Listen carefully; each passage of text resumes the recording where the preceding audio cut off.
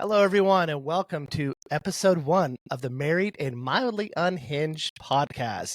This episode is titled The One Where We Met. I'm your host, Joel, joined by my wife, Summer, and we're going to talk to you a little bit about what this podcast is about, and then we'll kind of get into a little bit about how we met and our crazy stories and things like that. So the purpose of this podcast is just kind of to share our wacky and crazy life stories with you. We all know you, our listeners out there, have crazy and wacky lives, and we just want to know that we have them here too, and we want to share some of our things that we go through on a daily, sometimes hourly basis. And because we know you're going through them too. And it's just a way for you to relate, a way for you to hear our fun stories. We both come from crazy families, more of my wife. But we're just kind of just share what is going on in our life with you and how we have been married and how our life is kind of mildly unhinged. So say hi, Summer. Hi. So yes, so a little bit about us first. So I work in education. I'm the extrovert of the family. My wife Summer works as a bookkeeper. She is the introvert. So the purpose of this podcast is to get her to talk more. We'll see how that goes. It may not go very well. So without further ado, let's jump in and get started on episode 1.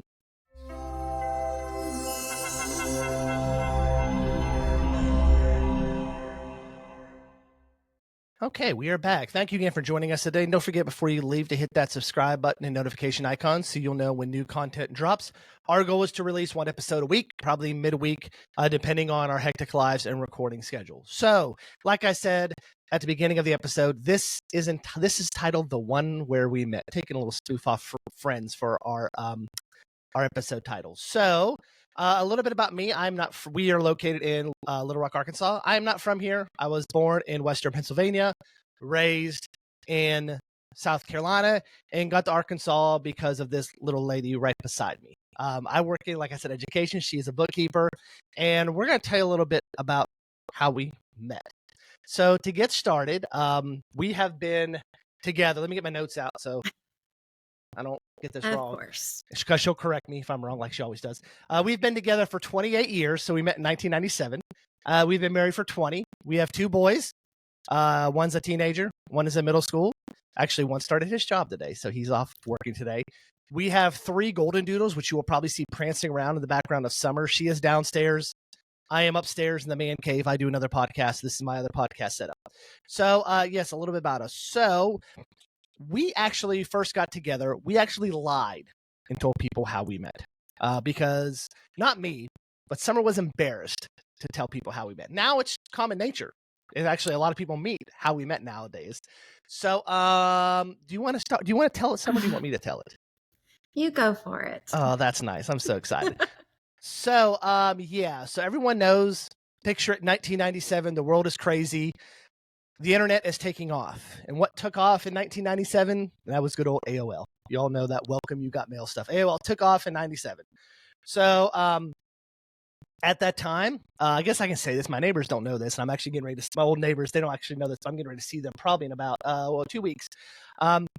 We had a key to their house because we used to take care of their dogs and stuff. I used to sneak over to their house and log on to their AOL when they were not home. I didn't even know that. I know. Shh, don't tell no one. Don't tell no one, okay? It's our little secret here. Oh, yeah. So I used to sneak over to there, and that's how I got started with AOL. And then eventually I became a big boy and got my own account. And I was in a random chat room. Now, Summer, if you think that I am lying about everything, please step in, but she probably won't say anything because I always tell the truth. No. I always tell the truth. So, So for those of you who are Gen Xers like us, when you hop into the AOL chat room, welcome, you got mail, you just go into a random chat room. I forget which one. It's probably like 18 hot and single. That's probably the room we're in or something like that. Or, boy toy. That's probably one of the rooms that she was in with me. And so, the famous ASL. So if you know what ASL means, what does ASL mean, Summer? In AOL terms. ASL.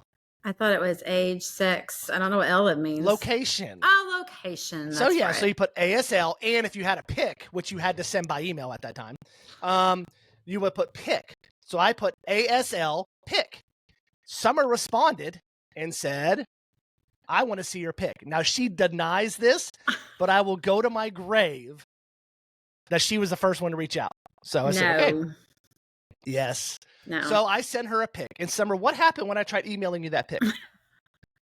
It was a decent pic. It was like a senior picture. It said it was a virus. It says it was a virus. So our first encounter with each other was her yelling at me saying I was trying to send her a virus.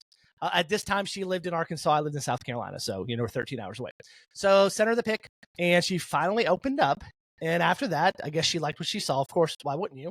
And except like then I had, hair parted down the middle. It was a bad dye job. I'll post some pictures of it if I get it on the next podcast. I had please don't. Orange hair because I didn't leave the hair dye in long enough.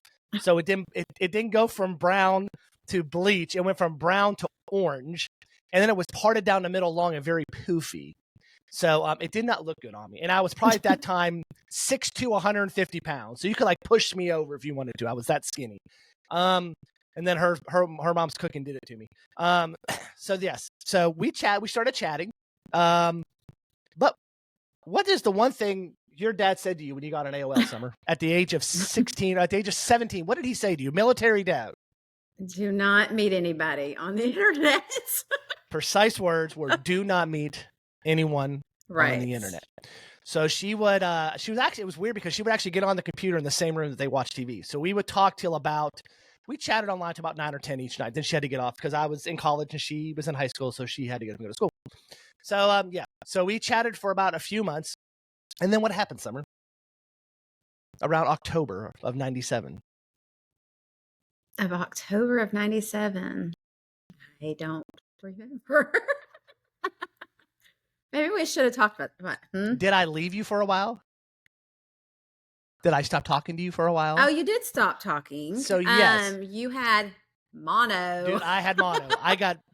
My mom will vouch for me. I got, doctor's notes and everything. I got a horrible case of mono my freshman year of college. To a point, I got a 1.0 my first semester. Go me. Yeah. And it was horrible. For 3 months from October, November, December, I was down.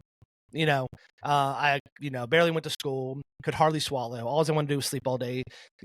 Compared to mono or COVID, I would take COVID any day of the week over mono. That's how bad my mono was. So we chatted for about 3 or 4 weeks, and I just ghosted her for 3 months. I think we talked a little bit longer than 3 or 4 weeks. It was probably. I think it was a few months. August, September, October. Yeah, probably 3 months. Yeah. You're right. And so we chatted for a while, and then I just stopped talking to her. It wasn't anything serious at that time. We were just friends chatting with each other. It wasn't, besides the fact that she thought I was the hottest thing since sliced bread, that's beside the point. But yeah, so we started talking, and I just kind of ghosted her for 3 months. And then I came back around January, and I was like, hey, how you doing? And needless to say, she was not too happy with me. So I had to spend the next couple weeks getting back in her good graces. So I will let you know, the first year that we met, we had no conversation with each other besides chatting online. She refused to talk to me on the phone. Like I said, she's an introvert. She's shy. She didn't want to give me her phone number. And back then, it's not like now where you can just, text or call someone. You had to actually get a phone book and look up for someone's phone number. So I didn't know her phone number. So wasn't allowed to call or anything. And that was year 1. So when did we finally start chatting on the phone? Do you remember? Did I visit? I don't remember how you even got my phone number, to be honest with you. Yeah, I probably did some weird stalking. You called one night and you hung up the phone on me. I hung up the phone on you. I said, is Summer there? And someone goes, yeah, hold on, Summer telephone. She goes, hello. I said, hi, Summer. It's Joel. When I heard click. And this is true. She did not want to talk to me on the phone. So I think it was probably that spring that we probably started chatting on the phone. So that spring. But what did you have to do so your parents would find out that we were talking on the phone, Summer? Oh, gosh. Well, I think my mom knows now. Okay. So I would first off, this is landlines. No cell phones. Landlines, yes. Phones. Yes. I would crawl in their room and turn off their ringer. So whenever you would call, they would not hear the phone ring. Look at that. She did all that for me, y'all. That's a classy lady right there. Yes. So I would go online and we would chat, and we'd chat till about 10 o'clock till she had to get off. And I'd say, I'm getting ready to call you. And she'd say, give me a minute. And she would go turn off the ringer and she'd say, okay, you can call me now. Bye. And we would talk on the phone. It was Mission Impossible. It's she was doing some secret, secret operative work there. She's crawling in, crawling out, Very Tom Cruise's. And we chatted. But you have to realize, this was before you could just talk to whoever you wanted to for however long you wanted to and didn't have to pay a dime. So back then, it was cheaper, and this is odd for you young people out there, it was cheaper to talk to someone at night than it was during the day. So it was 10 cents a minute to talk to someone at night. And we would literally chat for an hour or two each night. So I was literally having to pay, and my parents knew about her, I was literally having to pay $500 to $700 a month alone just in the phone bill just to talk to her. So yeah, now you get a cell phone for $100 a month to talk to anyone you want to unlimited. So yeah, so a whole different time back then. So we did that, and then I decided in July, over July 4th, that it was time for me to make the trip out to Arkansas. So July of 98, made the trip out to Arkansas to visit her. No, at this time, she probably had about 60 people in her family. Right now, they have, 80, 90 people in your extended family, do you think? There ain't no telling. And they all live within a 10-mile radius. So if you fart, they know you fart. So her whole family lives in the 10-mile radius of my house. Maybe someone lives 15 miles away, but literally, if you fart, they'll know. So I decided to come out there, and she told no one besides her cousin, who was her age, her cousin Tasha. Maybe we can get her on one day to have her talk about her story about this.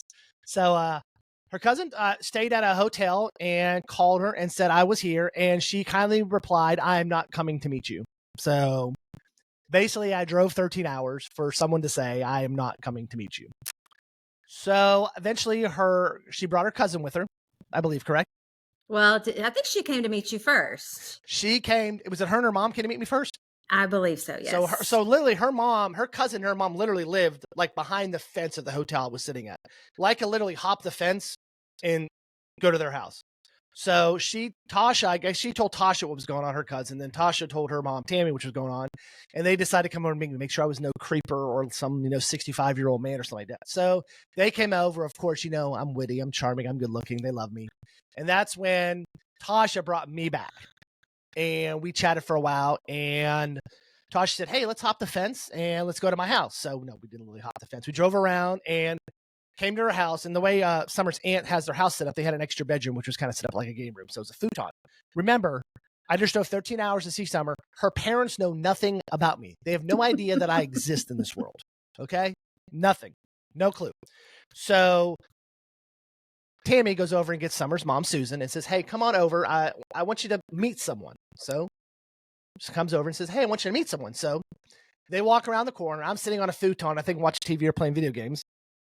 And Summer's right beside me. And Tammy goes, "Hi, this is Susan, Summer's mom." And I said, "Hi." And she said, "This is Joel, Summer's boyfriend." No. Summer's friend. Summer's friend. Just friend. Yeah, it was just a friend. Yes. So, yeah. So this was like July 3rd. So July 4th. No, it was actually 4th of July. Yeah, because it was at night. This was like early afternoon, 4th of July. So that night, they always have these big, huge family get-togethers. So this night, for this holiday, it was at Summer's house because Summer's grew up having an above-ground pool, and they have a lot of land where they live. So I had not met her dad yet. Let me preface stuff with her dad. Her dad's ex-military, so Air Force guy, things like that. Wish would have known that before I flew out, but drove out, but I didn't know that. So he was ex-military and knew nothing about me, and his one and only prized daughter had met some strange man online 13 hours away. So basically, I just went over there that evening and just showed up, and I said hi, and he kind of stared me down for about 3 hours. Didn't talk much, but that's her dad. He still doesn't talk much. Stared me down for a couple hours, and finally at the end of the night, he did shake my hand. But I got to witness something fun that night. So any other guy after this would have run to the hills. You are not. I'm telling it. Any other guy would have run to the hills. So you better not. Let's just say her brothers are bad, and her dad had to discipline him that night in a very awkward way.